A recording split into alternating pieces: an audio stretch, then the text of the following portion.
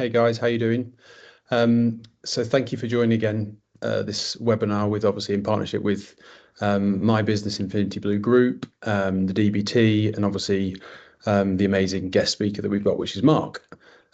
So what I've pulled together are a few slides using like a simple framework model of how to scale into new markets without costly mistakes, which is all based on what we see across our network of offices around the world, our trusted partners, as well as some real world brand owner experience with Mark joining us. So without further ado, I've pulled together a few slides, as I mentioned, and we can go through those now. So in terms of the reality of global expansion has never been more accessible. Today, over 60% of Amazon sellers sell outside their home market, and platforms like TikTok Shop and Walmart Marketplace have dramatically lowered the barrier to entry. Walmart, for example, allow UK businesses to sell using their UK entity and their UK bank account and offer some incredible seller discounts currently to offset, I've got to say it, but the T word, which in this day and age could mean two things, of which I'm sure you all know what they are. Also, just please note a small little plug that we have got other focused and separate webinars coming up later this year with Walmart, with TikTok Shop and Amazon, where we've got, again, some great speakers lined up for you alongside with the DBT. But here's the reality around the global expansion. Most brands still fail to scale internationally. Speaking to some of our global partners, around 30% of brands that launch into new markets ever reach meaningful profitability. Brands don't fail internationally because their product isn't good enough. They fail because they expand in the wrong order. They underestimate risk or build growth on weak operational foundations. International growth isn't hard because markets are closed. It's hard because mistakes compound faster once you leave your home territory. So moving on in terms of the market prioritization framework. So a key insight that I pulled out is that expansion success is about order, not ambition. So here at Infinity Blue, we anchor every expansion decision with our clients one principle: right product, right market, right time. Too many brands ask, where's the biggest market? The better question to ask, where does our product already have a natural advantage? We often see brands scale faster in mid-sized European markets than in the US, for example, simply because competition, cost of traffic, and operational friction are slightly lower. That's not to say the US isn't a really good opportunity, by the way, but it's sometimes just easier to understand. Example, we had a wellness brand we work with that skipped the US initially. They are now in the US, but they actually entered Germany first, reaching profitability in under 9 months, something they probably wouldn't have achieved in the US if they launched. So how do we prioritize the markets? Here, we use a structured scoring model across 5 core areas, which are on the screen as you can see, but category, demand, and growth. How big is brand category? Is it either in a growth phase or a state of maturity? Are there opportunities for growth? So do that research. Platform maturity. So in that market, is Amazon, Walmart, social commerce, retail? Understand those channels. How big are the categories in each of those platforms or channels you want to enter onto? Competitive intensity. Do your research on your competitors and what they are doing. What revenue are they achieving? What RRP do they sit at? What pack sizes even do they sell at in each of the platforms or channels, for example? Operational complexity. You've done your research, you know there is demand, now it's time to ensure you keep operational complexity to a minimum. Do you need to produce in the market? Do you need to ship from one country of origin to a new market or markets of choice?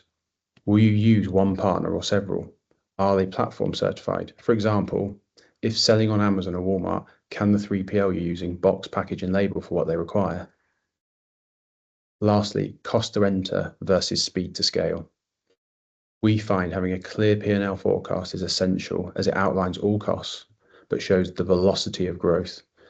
And when a brand becomes profitable, that's the key point in this whole webinar about profitability going into new markets and scale.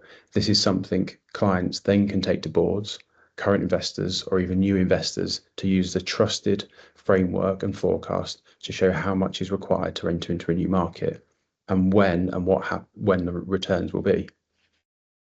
For example, Germany, as we all know, is Europe's largest market, but also one of the most operational complex, depending on your product category. Meanwhile, for example, Poland, marketplaces there like Allegro, or in South Africa with Takealot, can sometimes offer faster traction with less competition, if your category fits, of course. Just as a guide, and again, not too sure whether people are aware, but Allegro generated 2.3 billion euros on that platform last year.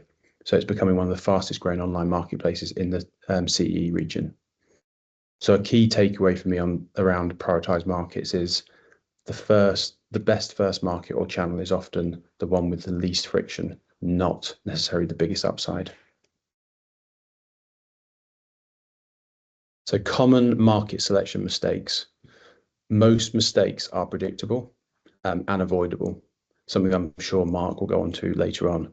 The same mistakes come up again and again in conversations we have, sadly.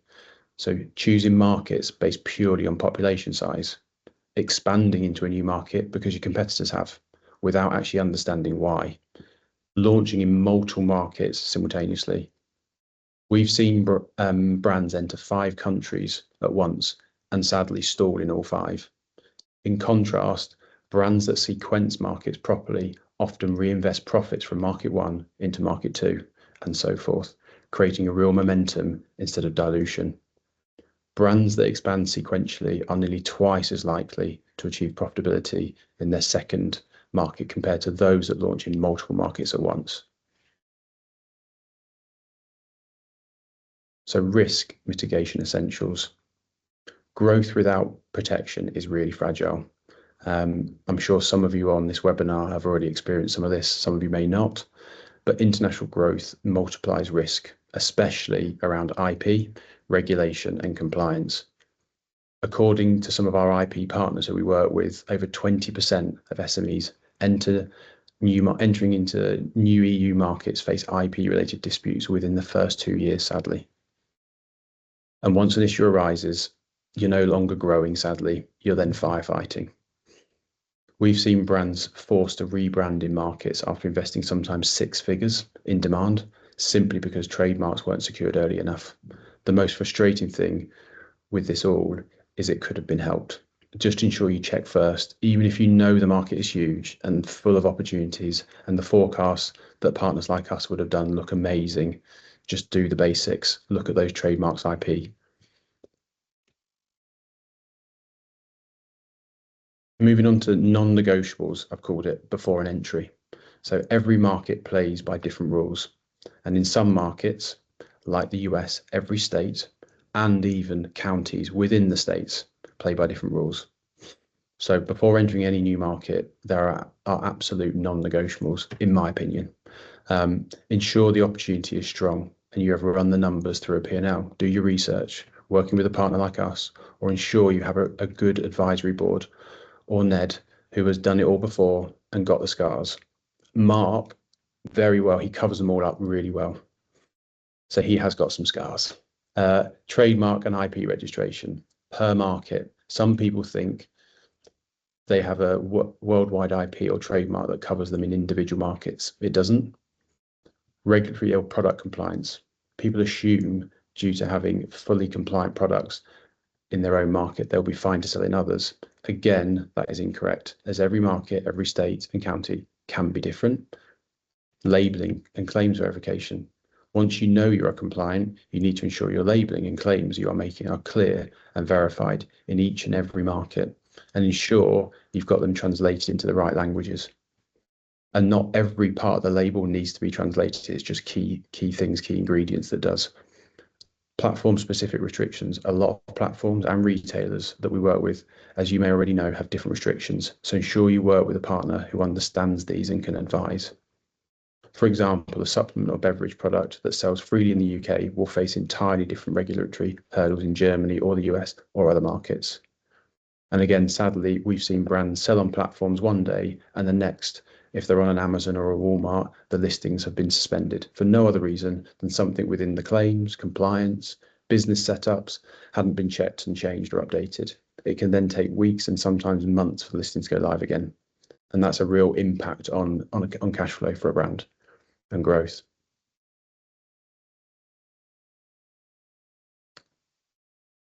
So building the right partner ecosystem, another key thing to think about when expanding.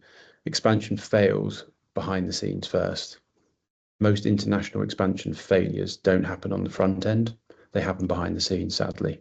Behind every successful expansion is a really strong partner ecosystem, which between Mark and I, we have them all covered.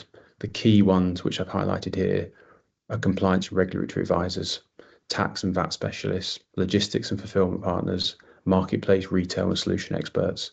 The mistake many brands make is treating partners as an afterthought, when in reality, they enable growth for your business. And according to our supply chain partners, sadly, again, over 50% of international expansion delays are caused by operational partners, not by demand problems. So choosing the right partners. Capability is not enough, but alignment matters. Moving on from building the right ecosystem, when selecting partners, brands often ask, can they do the job? However, the sensible and better questions to ask are, do they understand your category? Choosing a partner that has worked in your category is an advantage, but not always a given. The best ones are the ones that come with a recommendation or can give examples or actually who really care. Can they scale with us? We've seen it time and time again. A brand picks a partner that when asked if they can support the projections and growth opportunity, they will always obviously say yes. But ensure you do diligence, especially if there's an in-market production partner or a 3PL partner. Do they have the capabilities? Do they have the physical space for the predicted volumes, etc.? So ask those type of questions. And the last one as well, are incentives aligned with your growth? Put incentives in place which scale with performance and growth. Don't just accept on giving fixed cost to partners with no risk or reward for them. This really applies to production. As volume scale, costs come down. Distributors, more volume, higher percentage incentive. And growth partners, lower fixed costs, or sometimes no fixed costs, but a higher upside on percentage commission incentives, for example. Again, we've seen brands change fulfillment partners mid-scale, and immediately they unlock growth, not because demand changed, but because execution finally matched their ambition. So just to bring this all together, I think strategy reduces risk and execution drives scale is probably a key insight, I would say. To bring this together, I think successful international brands that we work with, I've worked with previously before starting Infinity Blue, Mark's seen day in, day out, they choose markets deliberately, which is backed by data, insight, and most importantly, numbers. Mitigate that risk before scaling. As mentioned above, mitigate risk from the very beginning before moving full steam ahead. And I know as a founder, I want everything. I want to grow into new markets and I want to do it yesterday. But I know that I've got to do it properly. Build a true partner ecosystem that supports growth, for example. For example, some of our partners across IP, compliance, 3PL, logistics, etc., across all of our offices have worked with us for many, many years. We trust them so much that we use them for some of the brands that we actually own in our group. So we know they're all exceptional at what they do and support the brands that we work with where required. So I think I'm hoping over the slides that I've just talked through and the information shared gives you all a bit of a framework on rethinking or re-questioning any decision that you have or are indeed making right now. However, hearing from real world experience teaches what really matters when things go to plan and don't. So this brings me nicely on to Mark. So just obviously bringing this real world into it. And again, I'm sure if you've seen Mark's LinkedIn, Mark has built brands that scale globally, navigated regulation, platform complexity, and partner ecosystems. And obviously sometimes, I'm sure Mark will go into it in a minute, learn the hard way. So, hey, Mark. Hey, Al. How you doing? Good, mate. Thanks for having me. Pleasure. Hopefully you agree and with some of the things I was just saying then. But what I'd really like in terms of just to hear from you, and I'm sure the guys listening would, is obviously like why Lyre went global early, because I know you did. Like what the markets you chose, and like why did you choose them? And then just Mhm. any like early wins, and like I said before, like the hard way, any painful lessons. It'd be good to understand. Sure. Happy to share experience. I just want to take a moment to acknowledge the irony of an Australian getting on a call for the British Department of Business and Trade. So we'll have a bit of a laugh about that. Yeah, yeah. I'm going to give a little background to everyone on the call. Hopefully, it won't take too long, but I just want everyone to hear that I had a little bit of an advantage versus founders that might be doing this for the first time. I began my career with Coca-Cola in Australia. I moved to the marketing agency side of the industry not long after that. And then I founded a marketing services group. I matured that over about 12 years, and we provided the entirety of the services down the full stack of needs. And we serviced 86 of the top 100 global CPG companies in Australia in one way, shape, or form. So that was branding, marketing, and advertising. We did print and packaging. We did warehousing and fulfillment. And we also did third-party brand distribution from international into Australia. So with that as a foundation, I hope you can see that I had a little bit of an advantage when I was first thinking about taking a brand that I'd created to go global. And that was some deep sector fluency in a lot of the aspects that you need to master when taking a brand internationally. Now, in around 2017, I started working on the Lyre's non-alcoholic spirits project. As mentioned earlier, the success speaks for itself. We took it to over 100 markets globally. It's now the largest in the category, and it went through several funding rounds. It was a pretty interesting project and an interesting moment in time. But I'm going to contradict some of Al's advice. And I want to do that with the context of where I've come from versus is Al's advice good or not. So we launched in 6 markets concurrently. So we launched Australia, New Zealand, Singapore, Hong Kong, the United Kingdom, and the USA, all within our first quarter of trade. Now, this was a very deliberate strategy because the product that I was working on at the time was in a nascent, unknown category. So if you have a product that's truly unique, that the world has never seen before, you can't really rely on the existing playbooks. The second thing is if you want to scale globally in order to win market share, you do need to go big fast. And the reason for that is you're trying to get your brand to achieve category synonymity with the brand. So you guys in the UK say things like, instead of I need to vacuum the floor, I need to hoover the floor. And that's an example of a brand that's a chain that's achieved such category synonymity that they get free advertising whenever anyone thinks about needing to do the vacuuming because it's so deeply embedded in the psyche of the UK market and consumer. So we were attempting to achieve the same thing, and I now think that we have. Mhm. The second thing that's really important, and there's another layer to internationalization that needs to be considered. If you're running a traditional business that you want to build and scale profitably, you're passionate about it, you can't see yourself selling it because you love the business and you want to do it for the rest of your life, then by all means, take a conservative step-by-step approach with low risk. If you're in a business that's designed for sale, not only do you want to scale as quickly as possible in order to win market share, but you also need to understand where your brand has a footprint has the most value to potential acquirers of your business.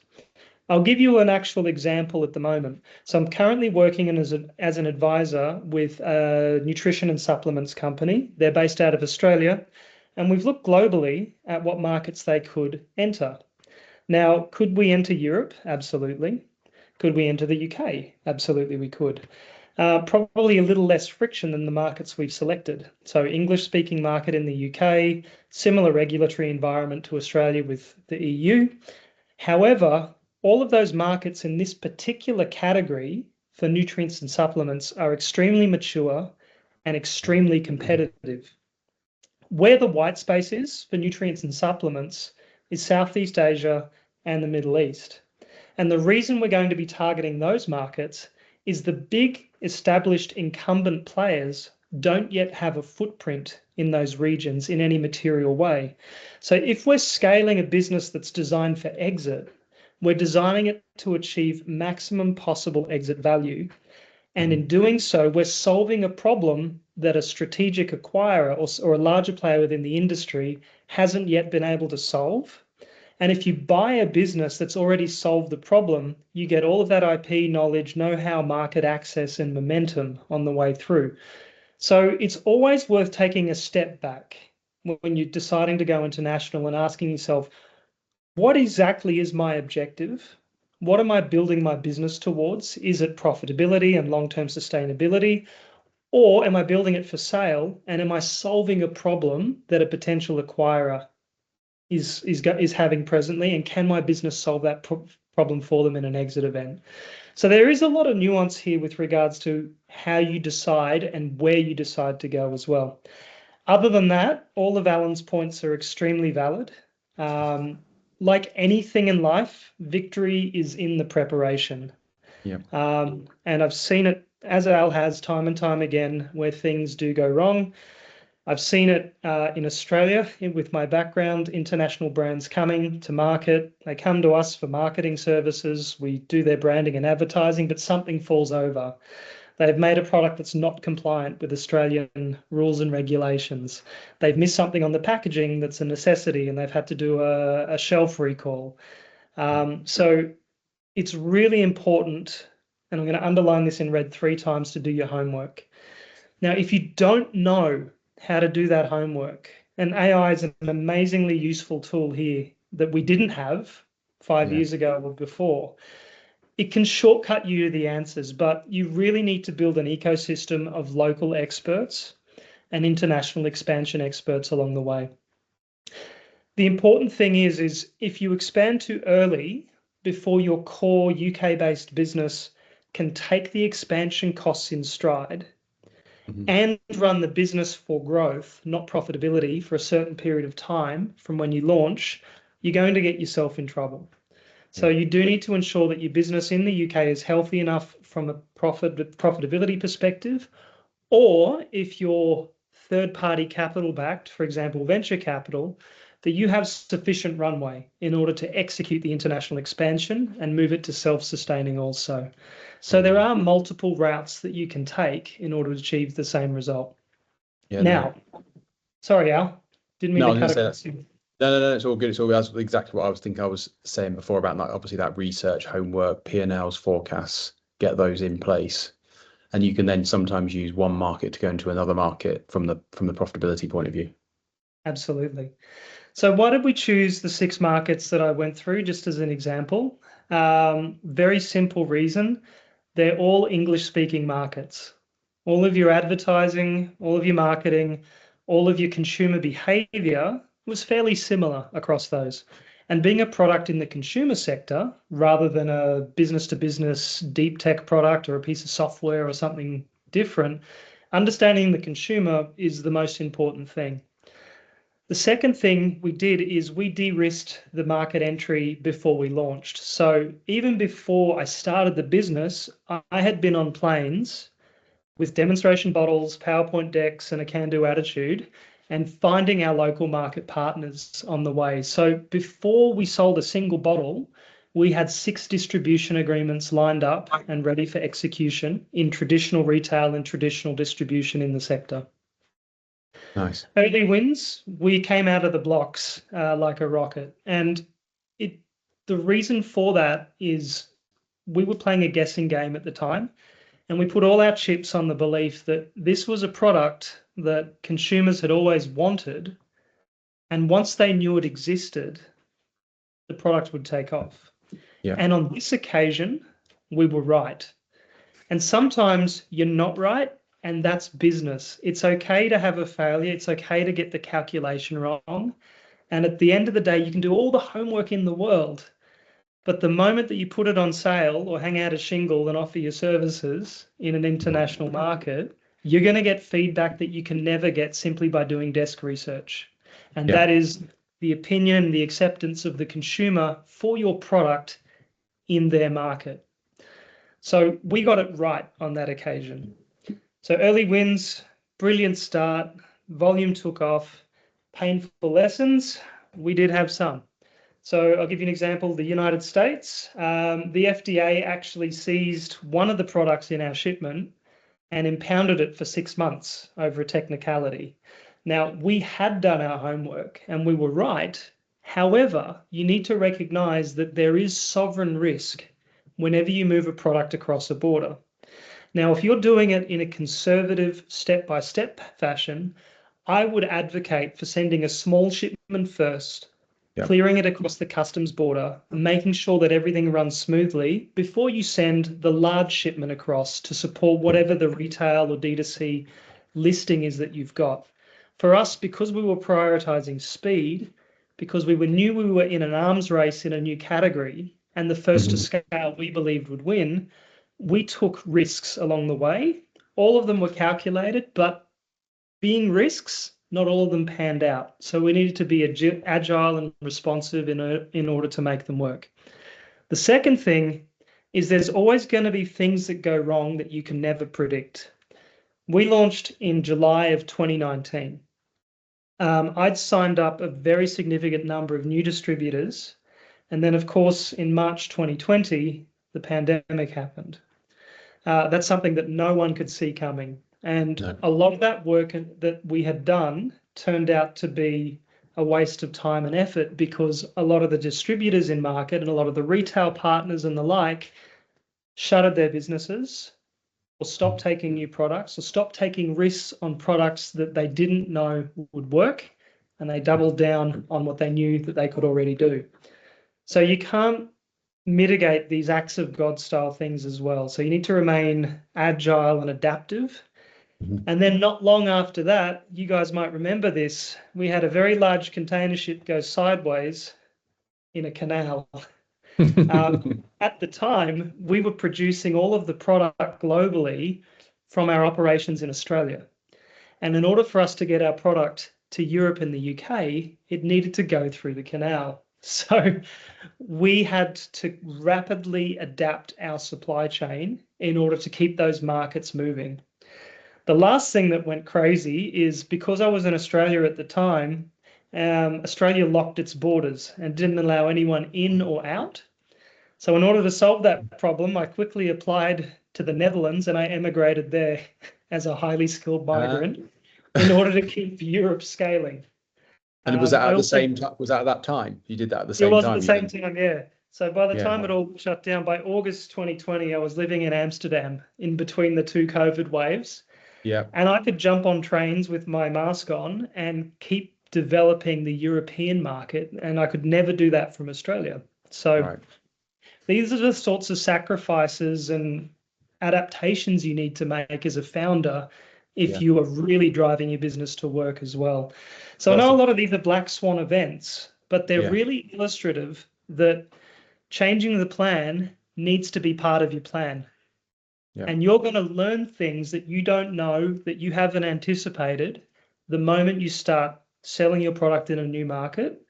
And you need to be adaptive and flexible on the way through. Nice. No, thank you. That's I didn't realize you actually did, you in the wave of COVID, you then got out and then moved to Amsterdam. That's really back in your business. It is. I actually worked out how to get into the US as well about 9 months later, and that involved me being 3 weeks in Aruba, which was pretty nice. But because it was considered a green zone country, I could then cross the border into the US and continue to build and scale the business at that time as well. So failure is not an option. Yeah. So I think thank you, that's really useful, and some of those things I didn't even know. But in terms of was there any markets that actually surprised you in terms of good and bad when you did the expansion? You've mentioned a minute ago about, obviously, you moved into like picking certain areas that you knew that were a success. I think when you launched Lyres, like you said a minute ago, you were in that infancy of almost like a challenger into a new category that didn't really have maturity, which you had massive upsides. I suppose it's that whole like when to double down versus pull back. And I think we both know, Mark, being founders that we are, in terms of like saying no is often sometimes the best decision. 100%. Yeah, good to hear any like markets that surprised you. Of course. And look, this was a very deliberate strategy that we formulated because we didn't know the acceptance of the category in certain markets, and because we could move product across borders with our inherent expertise that we already held. We actually used it to test market receptivity. And there were Hmm. some very, very surprising results here. So the one that stands out to me is the Baltics, so Latvia, Estonia, and Lithuania. I still think we're the only non-alcoholic spirit that's sold in those markets Wow. because people have a perception that it's a hard drinking, borderline alcoholic population, and the absolute opposite is true. It's Yeah. a very health and lifestyle focused population. And what's interesting about that market, and I'm talking about my brand and category here, but what's interesting is the cocktail culture in that market is alive and well. It's very much Mhm. a hospitality focused place. So we launched into the Baltics with a brilliant distributor, and it became one of our best performing European territories without any expectation. Mm. So that was an uncovered base. Yeah, yeah, The second one that surprised us was Switzerland. Switzerland became the best performing European market for non-alcoholic spirits. Despite its poor population, the mm, acceptance of our brand and the category in yeah, Switzerland was incredibly high versus all of the peers around it. yeah, So we didn't know that when we started. And the only way we uncovered those bases, which then allowed us to double down on those markets when we could see these amazing green shoots post launch, is by being there and present in the first place. yeah, Markets that surprised us. I'd be happy to say China was a challenging one. A great example, Al, of a massive population that is incredibly difficult to build a brand. I do think it's hard for me to understand exactly why it didn't work because we got off to a brilliant start. right, Then we had the government of China cracked down on hospitality in an enormous way in 2020 and 2021, yeah, and it's never really recovered. So one of the things that I'm confused by is that I can't answer is, would that trajectory have continued if the world yeah, hadn't changed, or yeah, was it yeah, a structural shift? So that was an example of a market that we decided to pull out of. It interesting. was expensive to maintain with limited sales. Yeah, And we think that there is a market there for this product. So a relaunch into that market in a few years might be on the cards. So interesting. So that's almost like like that question there is like double down versus pull back, actually double down on those markets that you didn't expect and pull out 100%. of the China one. And it's interesting. One of the things that I made before is like choosing markets, or don't make that mistake about choosing markets based purely on population size, which Yeah, obviously, and Germany's a brilliant example of that. So huge market, massive economy, but incredibly cost-conscious consumer in certain categories. yeah, And beverage alcohol, which is our space, they're very, very cost conscious. So it was very difficult to activate that very large market in any region really outside of the center of Berlin, where there's less price sensitivity and it's a little more cosmopolitan.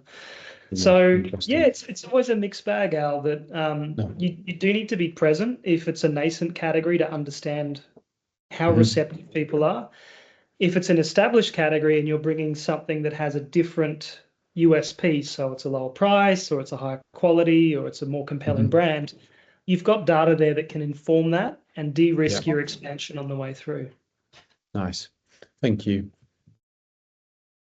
And in terms of obviously I mentioned, I had a couple of like slides around risk and regulation and mitigation, and obviously the Mm. big thing around like brand protection. And I think some of those things you've touched on already, but like early mistakes that you made, like I suppose looking back, you were obviously extremely driven. You were early stage into a category that didn't really exist at that time. Mm. Obviously now you've already mentioned the world is very, very different, as we all know. Chat, AI, Yeah. learning, the non-alc space is relatively mature in a lot of markets, but not all. Is there anything that you would do differently today? And I think obviously you've kind of like touched on like the cost of learning things the hard way. But yeah, be good to get some of those points out of you. Yeah, I think there's a few things. And look, you don't get a rule book from someone when you enter a new category that's never existed Do you before. not? I thought you No, did. you don't. You don't. So things doing differently, I think the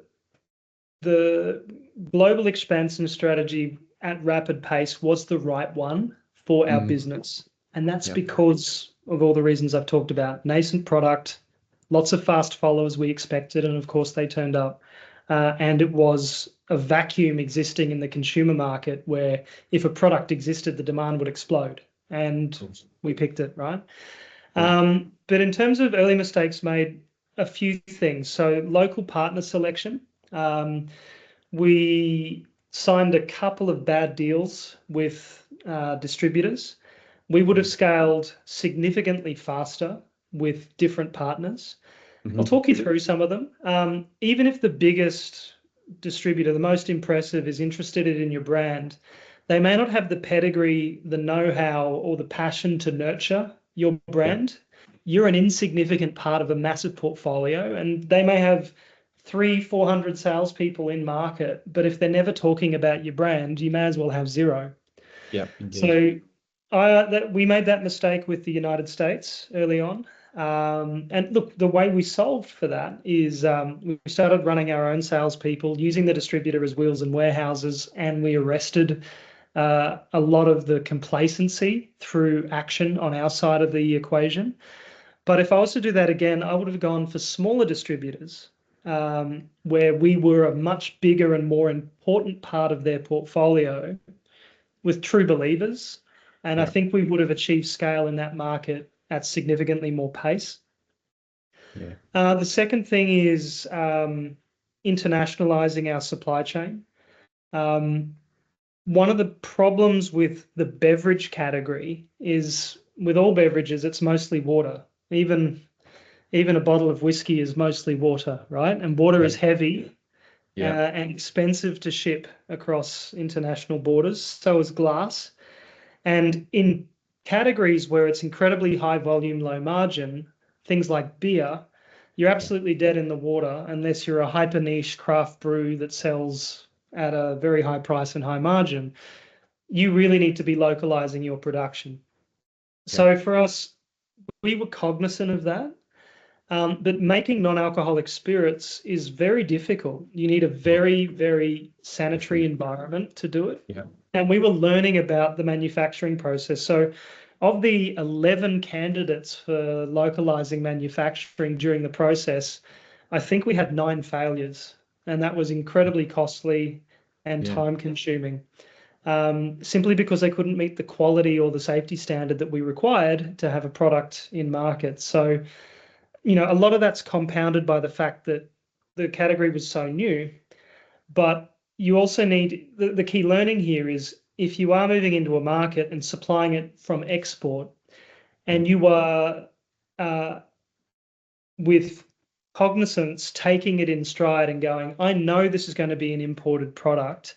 I am hmm, prepared to run this at a loss in order to gain market share, and I'll unlock my margins later with local yeah, manufacturing. I'll run those two products in parallel, those two projects in parallel to make it happen. The timing on the latter of localization can slip, yeah, and that affects your runway and your profitability profile. So I perhaps would have done that a little bit differently because we chewed up a bit of runway where we couldn't achieve the timelines that we set ourselves through no fault of our own, through a yeah, fault of a local partner that couldn't meet a standard that they said they could. yeah. So there's a lot of That's variables here that you've got to take into consideration. Yeah, nice. I think that's that whole point that I mentioned before. Obviously, that picking the right, asking the right questions, choosing the right partners, that whole ecosystem is so important. Um, 100%. I suppose that's moving on to like that partners, platforms, and Yeah. scaling.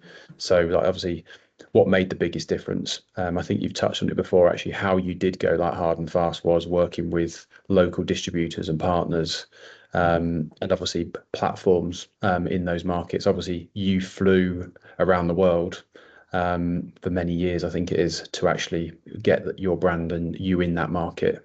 But in terms of which is the interesting question, is like where founders should personally stay involved, Yeah. and when and where to delegate early. I think we're all I said we've all been there. We're all founders. It is sometimes difficult to hand the keys over or let other people take control. So if there's anything around that personal stay involved, when did you step back, or were you 100% gunning for this from and throughout?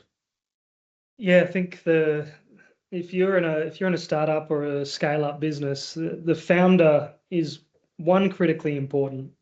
Mhm. As a venture investor, as you know, Al, I do that at the moment, Yeah. and we invest very early stage. If we're looking at a scorecard for a business that we want to invest in, who the founder is and the team they've built, is around 50 to 60% of the Yeah. importance of us cutting them a check at the moment. And the Mhm. reason for that is I mentioned changing the plan as part of the plan. If you're bringing something new to market, you need a founder that's resilient, adaptable, is a strategic thinker, and knows how to leverage partnerships, Yeah. distributors, advisors, as you've got listed here. So one of them, as I mentioned, the founder's time is the most important. So if you're thinking about going international, you need to be very clear-eyed about the amount of time that it's going to consume. And interestingly, it may mandate a change to how you do business in the United Kingdom in order to free up your time so you can then go and give that bandwidth to those international markets and take it through the scaling journey, handle the torpedoes into the side of the vessel that will inevitably turn up. Yeah. But because you're near the coal face, Yeah. you're able to do that. So I'll give you a great example. So I took on an advisory client earlier this year. It's a mid-strength spirits brand called Quarterproof. Yeah. They were hand selling their product in the UK, had a couple of wholesalers. So the first thing we did to make sure that they could enable international expansion is Mhm. optimize their UK route to market. So we found them a UK-based distributor that eroded the value chain. You need to cut the distributor in with margin, Yeah. but significantly expanded the sales capability of the business. But most importantly, freed Mhm. founder time in order for them to go and chase new markets. And we've managed Nice. to deliver them some new markets in Europe, in Mhm. Australia, in the United States. So we're helping them in that globalization journey. But importantly, the first step was that UK one. So looking Yeah. local Yeah. before Home looking market. global in So order that's, to make the global thing happen.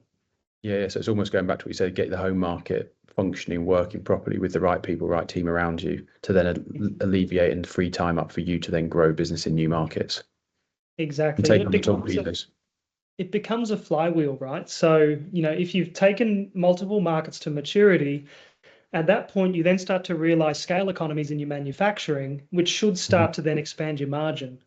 And Yeah. with margin expansion, that means you can then reinvest in marketing and drive demand and so on. So there's a lot of reasons to consider global if you feel you're at the point of saturation Yeah. in your home market, or if you feel that the category is scaling in other markets and you want a piece of that upward swing as the category matures as well. Yeah. Nice. So in terms Nice. of delegation, where and when, as early as possible to partners that you trust as Yeah. much as you can. It's a game of leverage. And as a company leader, you need to build teams both internally and virtual that can run the business for you. Yeah. So it's that trusting in your partners, but also trusting the team that you then bring on board that you surrounded with. Absolutely. Nice.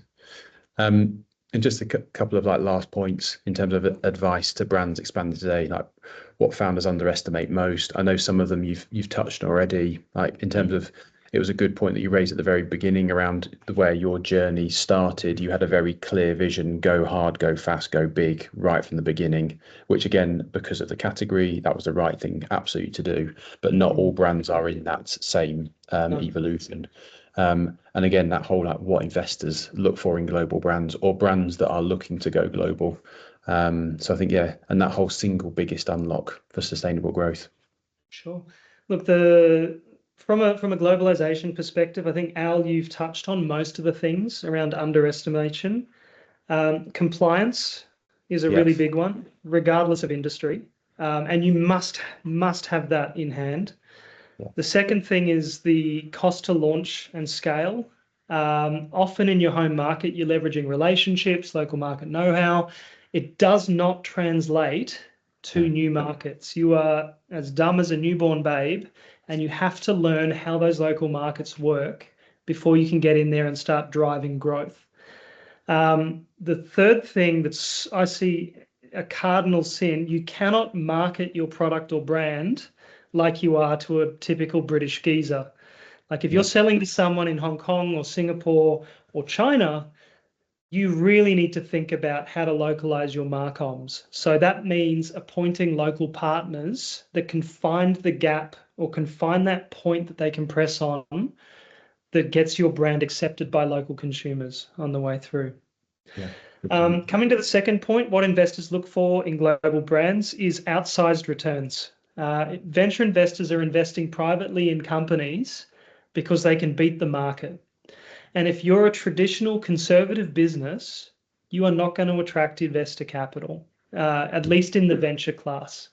So unless you've got a plan that can deliver at least 30% IRR or 3x MOIC in year 5, and you should know these terms, guys, if you're looking for investment, then you're barking up the wrong tree for expansion capital. So these certain asset class investors do look for boldness, they do look for sustainable growth, and they do look for category winners on the way through. If you're not that sort of business, and one is not better than the other, it's just different types. If you're not that sort of business, then you need to look at alternative ways of financing growth on the way through, typically from retained earnings and profit. Good question. And the single biggest unlock for sustainable growth, I think, is really, really great teams and partners, as I've mentioned before. The things that you can control, you will do well. It's the things that are outside of your control if you're picking the wrong partners. So platform partners, advisors, distributors, third-party manufacturing, those things, if you get them right, you remove most of the friction in scaling your brand internationally. So I'd say focus on those above all if you're looking to go global. And in closing, and we'll move to Q&A, I know this is a lot of scary stuff that Al and I are talking about, and mistakes and scars and so on. There is no better feeling than seeing something you've created or built behind a bar or in a retail outlet or in someone's home, and you've got no idea how it got there, but it's just there. Yeah. And that's an amazing feeling as someone who's a creator of a brand or a business. So it is absolutely worth doing, not just for the money and not just for the capital improvement or value improvement. It's this incredible satisfaction that you've built something that is relevant not just in the UK, but to other people in other parts of the world. Yeah, couldn't agree more. Couldn't agree more. But thank you for that, Mark. Really, really appreciate you coming on. And hope everyone else has enjoyed the questions and back and forth that me and Mark have both taken you through. So yeah, just in terms of, I've just thought I've put this last slide in terms of like key takeaways. Mark's just mentioned there. Yeah, we've talked about quite like scary stuff. It's not scary, and that's a really good point to end on. Obviously, it's so exciting. It's so rewarding when you've got a business or a brand or product-based business, service-based business that you can then see in new markets and succeeding. But yeah, I think expand with clarity, not urgency. Protect the brand before chasing growth, build the right ecosystem early, and obviously learn from those who've already done it, i.e. Mark, and other people around you, I'm sure. And victory is in the preparation, just to underline that again. Yeah, definitely. But yeah, I think just to stay connected, guys, if you do want to touch base with me or Mark afterwards, our details are on this slide here, and obviously it gets shared to you all thereafter. So please feel free to book in a call with either one of us. And thank you. So thanks, Al. No worries. Thanks, Mark. So yeah, I think we've got about 10 minutes for Q&A, right? Yeah, we've got about 10 minutes ish. But I'll hand back to you, Connor. Thanks both. That was really interesting, insightful presentation, and fascinating to see it from a real life story, you know, from start to finish, all the hurdles you had to face, Mark, and then how you adapted, overcome them, and yeah, and doing it for a brand new market as well, and creating that. The one thing I wanted to ask you, especially Mark, from your point of view, from starting off from scratch, I think both of you touched on like partners and local experts and international experts. How do you go about finding that? Because obviously there's not like a resource where you just go in and look at it. You have to do your own investigation. If you could just talk about that a bit. Yeah, I think if you've got no idea, if you've got an idea for a product and you're passionate about a space, find yourself an advisor from the sector. One of the things I caution startups is going and finding someone senior from a multinational in their industry that's been there their whole career, and then get advice from them. A lot of the time, I find people that are career big corporate simply don't have the fluency to understand the challenges of challenger businesses moving into spaces as well. So try and find the appropriate advisor that's taken the journey before. And we call it in venture investing an advisory bench. So you might have one advisor for sales and expansion, one advisor for compliance and know-how, and another advisor for regulation or formulation or excellence in product. You'll know what you need for your business. And you'll find with good advisors that, and it feels like I'm plugging Alan myself here, I'm not, but you'll find with good advisors, if they've done it before and they're well networked, if they can't answer a question, it's a phone call away. Yeah. So that would be my strongest recommendation if you're starting from a blank piece of paper without sector knowledge. Yeah, that's really helpful. And the other thing, obviously, going above and beyond, during COVID to go from Australia to Amsterdam, that's quite some doing. But you also touched on like cultural differences and, being aware of that, like say China market, how do you go about like finding out about that? Is it just, doing your own investigation? Yeah, look, I think the thing to do immediately is start with agency partners. So in the marketing and communication space, they have the closest and most up-to-date view of the consumer and their behavior. So set some calls up, start talking to local experts, ask their opinions, and if everything's looking peachy, then appoint them and get them working on your brand. In terms of regulation, there's a few brilliant firms in the UK. If anyone's curious, at least in the food and beverage space, there's some guys that operate globally and can assist you in a global fashion. So finding those sorts of vendors who can help you from the regulatory and compliance aspect that work in your time zone and speak English is really important.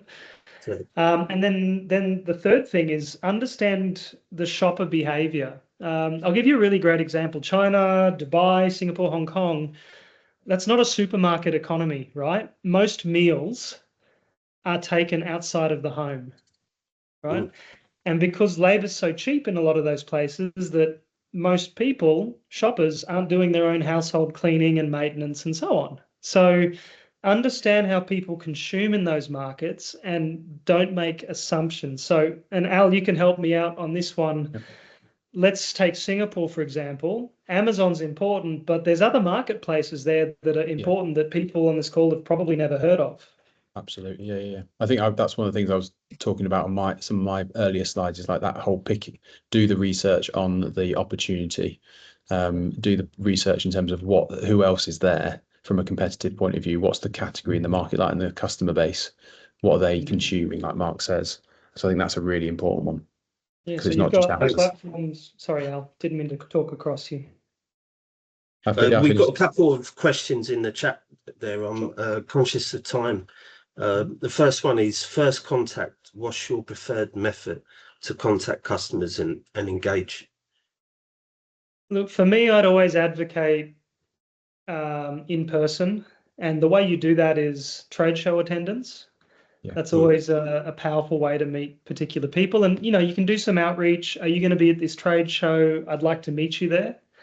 The second thing is, of course, network, getting an introduction from someone. That can come from your advisors with regards to, hey, here's an interesting product. I can see how it might fit into your portfolio. Are you happy to take a meeting? Getting advocacy in the form of an introduction is a really powerful thing. And I'd encourage you to do that as well. And despite all the amazing information tools at our fingertips, going and being able to sit down in person with someone that you're moving into partnership with as soon as possible is a really good investment to make. And the way I would do it, I did it for years. I'd buy round the world tickets. I would string 12 or 15 markets together back to back, build an itinerary, and I'd be on the road for a month. But it gave that really important face time to the distributors and the partners. And most importantly, it allowed me to go in and train their sales forces, talk about my brand, show them how to sell it, which is really the recipe for success when moving into a new market, is leading by example and showing them how you do it and how it's worked for you in your home market. So don't neglect that piece of the puzzle. Getting a distribution agreement is you've just crossed the start line. You haven't crossed the finish line. So you've got to make them work for you beyond that point as well. Yeah. Thanks, Mark. I'll just finish up with one final question. How did you solve the manufacturer's problem? Shipping is costly, as you say. Yeah, so a number of ways of doing that. The way we solved it is by localizing our manufacturing within certain regional hubs as quickly as possible. So we now produce in the United States, Australia, and Europe for the spirits product. We produce in 4 locations for the RTD product, and we produce in 2 locations for the non-alcoholic sparkling wine product. So we have 11, I think, different points of manufacture. But this is a mature business now. This business is 7 years old. And we made that a priority from the beginning. So shipping is expensive. Yeah. You need to take it in stride as you're planning your growth. And one of the things that we executed is using exported products to seed the market and begin sale. And then when scale was appropriate, moving to a local manufacturing model. So most brands can do that unless they've got a really strong providential claim. This needs to be an Irish potato for this bag of crisps, for example. You can't get an Irish potato in Australia and expect to open that market up. But you see what I mean. So you need to adapt the strategy around the specifics of your business and manage those providence claims as best you can if it's a core part of your brand architecture as well. Thanks, Mark. I just want to say thanks again to the both here for taking time and a really interesting presentation. I mean, I really enjoyed that myself, you know. And I just want to flag up as well that we've got more Infinity Blue events coming up. The next one is on the 5th of March. That's strategic brand content from storytelling to conversion. So keep an eye out for that. But yeah, I'll close it there. And thanks again, both of you. Thank you for letting us tell our story. And guys, don't be strangers. If you've got questions, ping Alan. Fire over. Perfect. All right. Take care, all. Thank Thanks you. all. Take care. Bye. Bye.